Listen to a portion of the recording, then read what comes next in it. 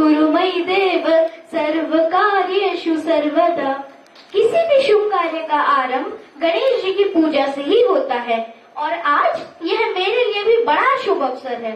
तो माँ सरस्वती को प्रणाम करता हूँ, इस मंच को प्रणाम करता हूँ और आप सभी मेरे आदरणीय बड़ों का सादर वंदन करता हूँ।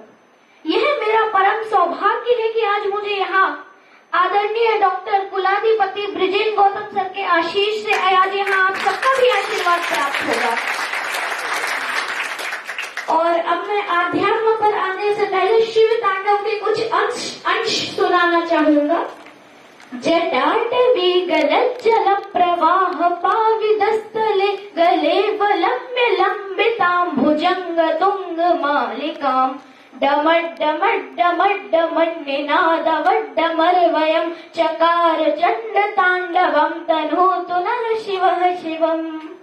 तो अध्यात्म पर आते हैं। अध्यात्म का शाब्दिक अर्थ है आत्मा से संबंध। भगवत गीता के 8वें अध्याय में भगवान श्री कृष्ण कहते हैं, स्वयं के स्वभाव का अध्ययन ही अध्यात्म है। हम अपने आप से जुड़े, अपने आप को जाने और अपनी दुनिया में रहकर अपनी समस्याओं से निपटना ही अध्यात्म है। हम कुछ और जाने उससे पहले ये जरूरी है कि हम अपने आप से जुड़े। यहाँ मेरा उद्देश्य यही है कि आप अध्यात्म को अपने जीवन में टूल या इंस्ट्रूमेंट की भांति प्रयोग में ला सकें। मैं आप सभी से बहुत छोटा हूँ, तो जो मेरे जीवन के छोटे बड़े अनुभव हैं, जो कुछ मुझे मेरे परिवार से प्राप्त हुआ है, वो सब आज मैं यहाँ आप सभी से साझा करूंगा। तो जो पहला डिस्ट्रैक्शन होता है एक स्टूडेंट की लाइफ में, वो है रिलेशनशिप। अब ये एक ऐसा डिस्ट्रैक्शन है जिसे बच्चे कॉन्सेप्ट ऑफ लव समझ ना पाने के कारण भटक जाते हैं और वहीं पर बच्चे को आध्यात्म से जोड़ने की जरूरत होती है। अब देखिए,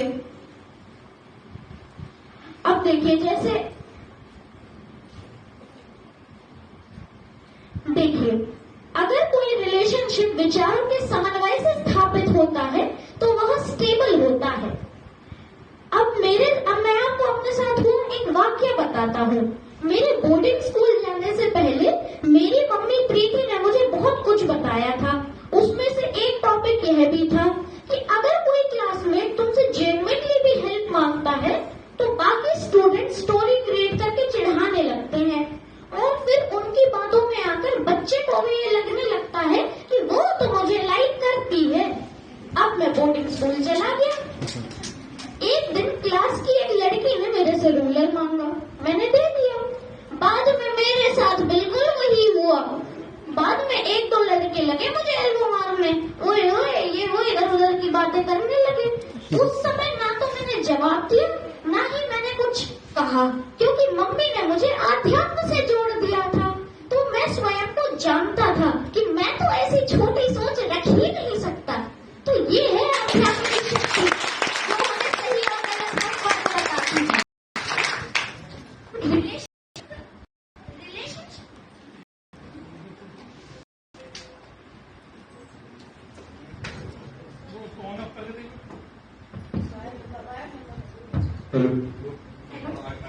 हेलो, देखिए, रिलेशनशिप गलत नहीं है और गलत समय पर किया कार्य गलत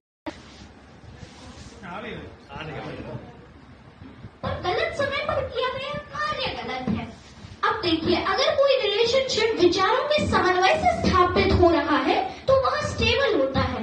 पर मैं आप सभी से यही कहूंगा कि जब तक हम अपने पैरों पर खड़े नहीं हो जाते, हमें हर एक प्रकार के डिस्ट्रैक्शन से दूर रहना चाहिए और अपने आसपास के खूबसूरत रिश्तों को सहेजना चाहिए।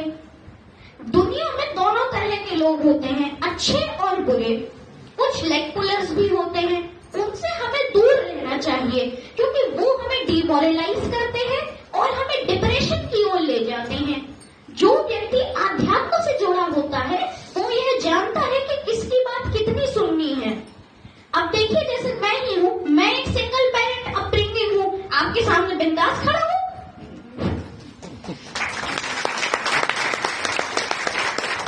और अब जो कि दूसरा डिस्ट्रैक्शन है वो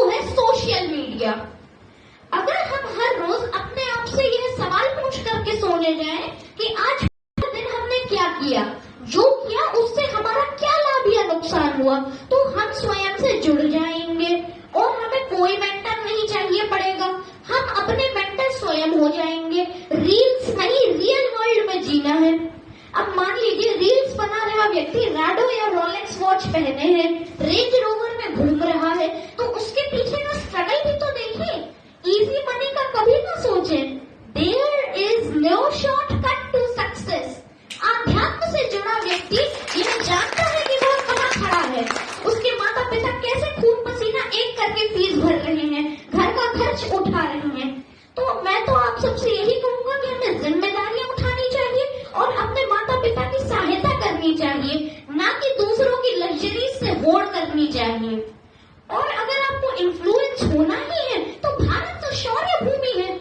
महाराणा प्रताप, सुभद्रा कुमारी चौहान, महादेवी वर्मा, सुधा मूर्ति, डॉक्टर अब्दुल कलाम आजाद, इनसे बोलिए। और फॉलो करने के लिए भारत में एक से एक विभूतियां हैं। तो कुछ पंक्तियां प्रस्तुत कर रहा हूँ। नर हो ना निराश, करो मन को।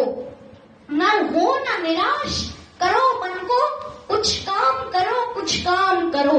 जग में रहकर कुछ नाम करो। यह जन्म हुआ किस अर्थ अहो, समझो जिसमें यह व्यर्थ न हो। तो ये थी मैथिली शरण गुप्त जी की कुछ पंक्तियां। आशा है आप सभी को अच्छी लगी होंगी।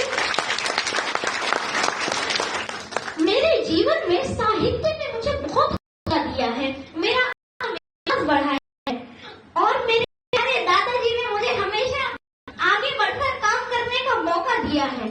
जब हम लोग बाहर जाते हैं तो लगेज चेकिंग टिकट सब दादाजी मुझे करने देते हैं और एक छोटी उम्र से बैंक भी भेजा कैश डिपॉजिट करने, और उसका परिणाम देखिए, मुझे आज किसी भी काम में कोई झिझक नहीं होती है। और मेरी मम्मी प्रीति ने मुझे हर एक बात खुल करके बताई। एक बार मैं हॉस्टल से घर आया हुआ था, मैंने प्रीति से पूछा कि मैंने ऐसा सुना है कि कुछ सीनियर नशा करते हैं, तो ये नशे से आखिर होता क्या है? आप लोग विश्वास नहीं करेंगे, प्रीति ने मुझे हर एक अल्कोहलिक ड्रिंक का डिटेल बताया, यूरोपियंस क्या है यह भी बताया, और उसका हार्मफुल इफेक्ट भी बताया। मेरे प्रीति और दादाजी ने कभी भी मेरे सवालों पर ऐसा नहीं कहा कि चुप रहो, बेकार की बातें क्यों सीख रहे हो। इसीलिए मैं अपने मम्मी और दादाजी से कभी भी कुछ भी नहीं छिपाता हूँ।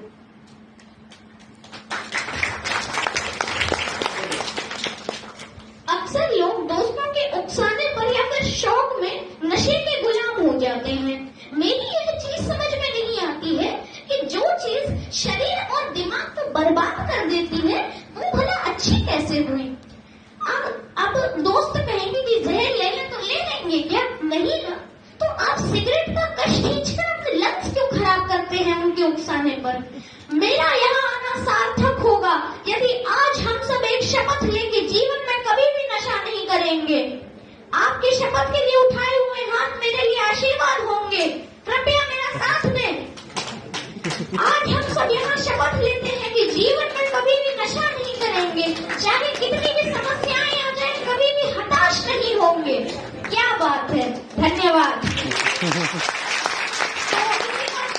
पंक्तियां प्रस्तुत कर रहा हूँ। डरना नहीं किसी के भी पैरों की नाप से, आखिर में पुण्य जीत ही जाएगा पाप से। गीता में कृष्ण ने कहा अर्जुन से बस यही, पहली लड़ाई जीतनी है अपने आप से। तो आखिरी पंक्तियों में आप सबका भी स्वर मुझे। गीता में कृष्ण ने कहा अर्जुन से बस यही, पहली लड़ाई जीतनी है अपने आप से। क्या बात है, धन्यवाद। तो इस आप सभी का बहुत बहुत आभार, सादर चरण स्पर्श, नमस्ते।